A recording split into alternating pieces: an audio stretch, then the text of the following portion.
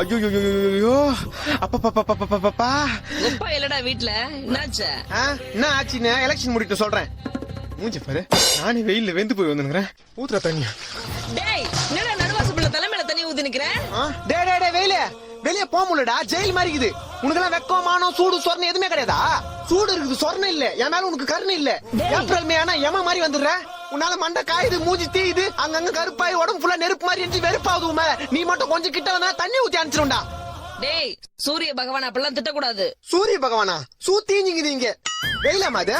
காலைல 7 மணில இருந்து சாயந்தரம் 5 மணி வரைக்கும் ஜெட்டி நஞ்சு போற அளவுக்கு காயுது. அதான் உடம்புல தண்ணி ஊத்திக்கினேல, சில்லுன்னு இருக்கும் உள்ளவா. இன்னும் எத்தனை நாளைக்கு இந்த மாதிரி? டேய் வெயில் காலம் வந்தா அப்படிதான் இருக்கும். அதுக்கு என்ன பண்ண சொல்ற? 30,000 கூட கொடைக்கானல் போய் ஒரு 3 மாசம் இருந்து வரேன். எது 30,000? பாத்தியம்மா, வெளியே போனா வெயில் அடிக்குது, வீட்டுக்கு வந்தா நீ அடிக்கிற. இந்த வெயில்னால எனக்கு எவ்வளவு வேதனை பாத்தியா?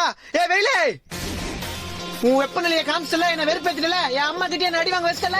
நானும் மனுஷனா, வீட்டுல ஏசி இருக்கு, ஃபேன் இருக்கு. சத்தியமா 3 மாசத்துக்கு வீட்டை விட்டு வெளியே வர மாட்டேன். போறேன், வரவே மாட்டேன். வீட்டுல